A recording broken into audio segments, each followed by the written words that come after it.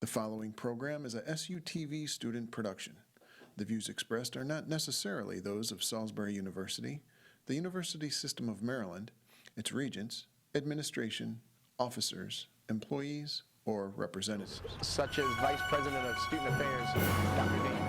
7:30 in the morning beside the Wayne Street parking lot.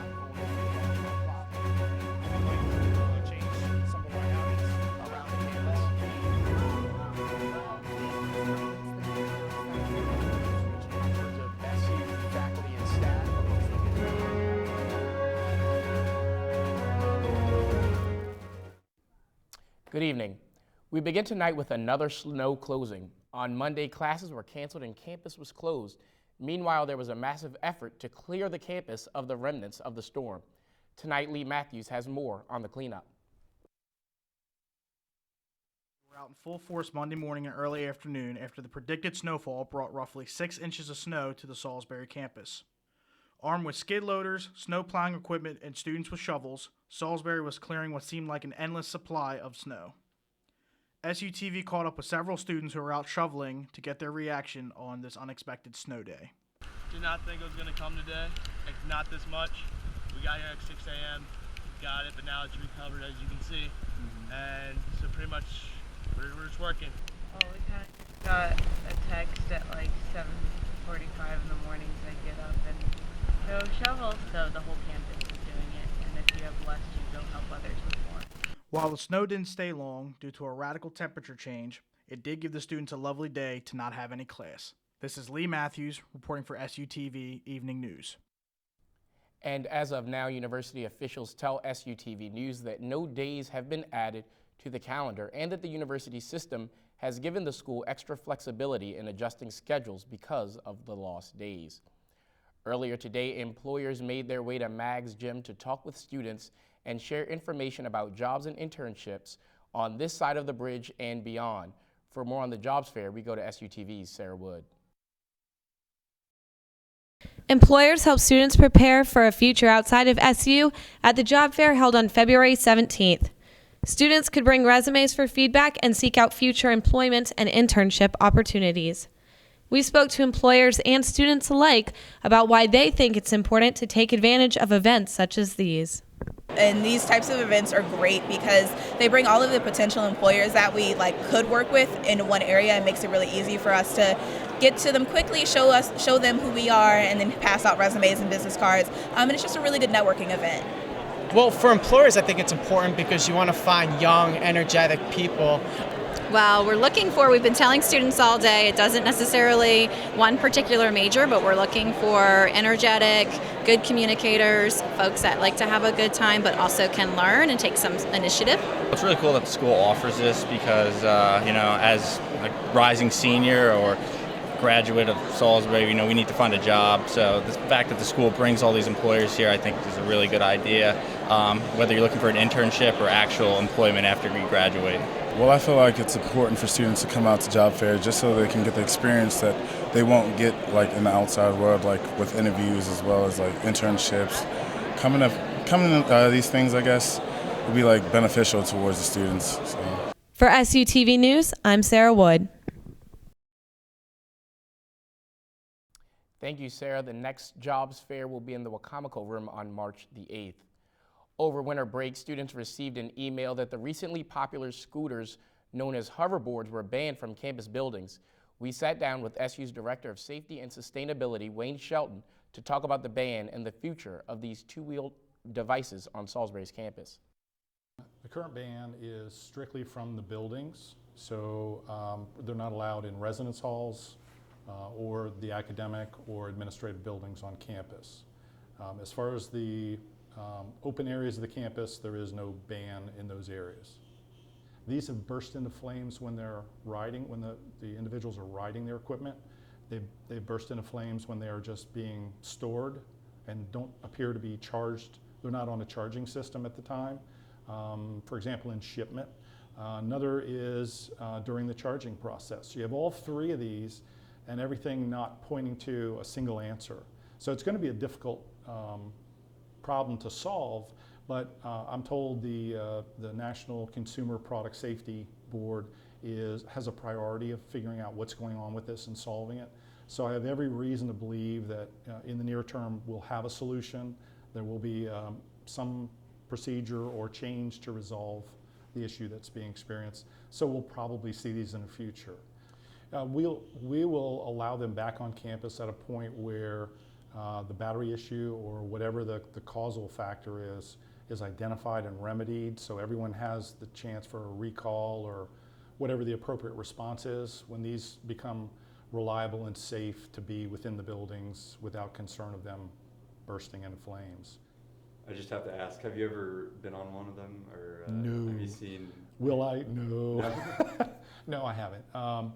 But the, you know, if I was in my 30s, 20s, it'd be fun. I can tell you that. And we'll be sure to keep you updated if that ban does lift. Now we'll take a look at the weather with SUTV's Stevie Marie. Thanks, Eli. Right now it's 37 degrees. We will reach a low of 25 degrees and a high of 46, and the humidity was at 60%. Let's just take a look at the surface map for today. All right, we had a cold front pass, which brought cold, dry air towards us, which caused temperatures to decrease. And for the surface map tomorrow, we will have a cold front approaching, which will not bring moisture or precipitation towards us. So we will not have rain tomorrow, which is really good. But on the bright side, we will have that high pressure bringing us southwesterly winds, which will cause temperatures to increase throughout the week. The Thursday planner, at 8 a.m. it will be 29 degrees. Later in the afternoon tomorrow, we will reach our high of 38 degrees. And at 6 p.m. we will have a high of 31 degrees. On to the 5-day forecast. Thursday it's going to be sunny. Friday we're going to have a high of 45 degrees. Saturday and Sunday we're going to have highs in the 60s. Monday, starting off the week, we will have a high in the mid-50s. I'm Stevie Marie with the weather. Back to you, Eli. Thanks, Stevie. I saw a lot of sun in that forecast. It is welcomed. Last week, we sat down with current city councilman and former mayor Jim Ireton to talk about his run for the 1st congressional district seat currently held by Andy Harris. Why do you think you can succeed where others have failed? I think that there are a lot of moons that have to align, and I'm working very hard, and the Republicans are working very hard to get their part of this equation ready. First off, historically, people who live on the Eastern Shore will vote for somebody from the Eastern Shore, whether or not they're a Democrat or Republican. What nationally that's going on would you like to be a part of addressing? Where do you stand strong? Well, what you find is that many times national issues have a local twist to them. You have to do that in the media. Either take the local issue and make it connect it to the national, or vice versa. You know, Jeannie Shaheen, the senator from New Hampshire, introduced legislation that will change the way we deal with the heroin epidemic by changing the number of patients that a doctor who sees heroin patients. That number has been limited for the last 20 years, and with the outbreak of the epidemic, that has to be changed. That's one of those things that you can look right here in Wycomico County, right there in Harford County, right there in Carroll County, and look at the number of people who are in this jam, who have this addiction, that are putting their families through hell. And you can see that this is one of those things that actually has a national solution. I would cross-file that bill in the House of Representatives if I were the representative from Maryland's 1st District. I'm the better guy because I'm from here and I care. I mean, it's just that simple. It doesn't get any more simple than that. I'm willing to put my nose to the grindstone like I did every day as Salisbury's mayor. And with the wild race that is the 2016 presidential primaries, SUTV's Corey Duffer went to an SU College Republicans meeting to see what they're doing to share their views and stay active in the race for the White House. With presidential elections well underway, the college Republicans here at Salisbury University have a lot to discuss. We recently went to a meeting to talk with some students about some of their thoughts on the election. But first, President Patty Miller tells us some of her goals for the club. We do try to spread awareness on what being a Republican is about. We do kind of get people in touch with interns locally, and internships in Annapolis and DC. I know a lot of people are interning with delegates and just people around in Annapolis. So that's one of the things. And I guess just kind of getting the view out there that being a Republican isn't necessarily being old, white, and rich. With Donald Trump being the current face of the Republican Party, Patty Miller explains why she feels that Trump may not be the best advocate for the Republican voters. He is completely insensitive to a lot of there's some people who I think that could lean towards Republican views, but he's just so extremist, and like a lot of the things that he says catches on to the media, so it kind of steers people away from the Republican Party. I mean, as you guys probably saw here tonight, we don't all believe the things that Donald Trump say, but in the media it looks like we're all just like gung-ho Donald Trump supporters, and that's not always the case. Many college Republicans feel that their political views and goals are not accurately portrayed. Nick McGuire, one of the members of the college Republicans, shares what he thinks are some of the priorities of the Republican Party. Honestly, the Republican Party's annoying me. Our front runner's a joke. I'm a Rubio supporter, so I'm very moderate. I'm just hoping eventually the Republicans, start getting their act together, because I don't see much hope on the Democratic side. Nick Yannickas, founder of the RSO Millennials for Ted Cruz, also shares what he thinks are some crucial issues for this year's election. National defense is another big one.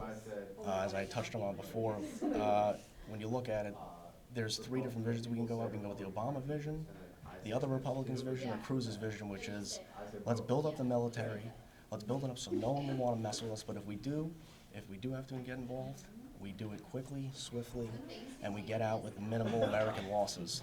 For SUTV, this is Corey Duffer reporting.